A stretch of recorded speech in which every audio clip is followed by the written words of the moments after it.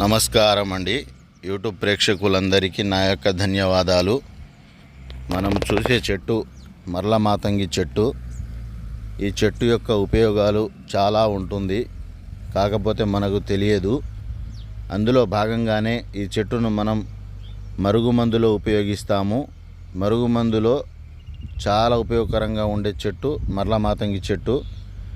మరుగుమందు అంటే ఏంటంటే, మన మాట వినని వారికి మన మాట వినే విధంగా చేసుకునేటప్పుడు ఈ పెట్టే మందే మరుగుమందు.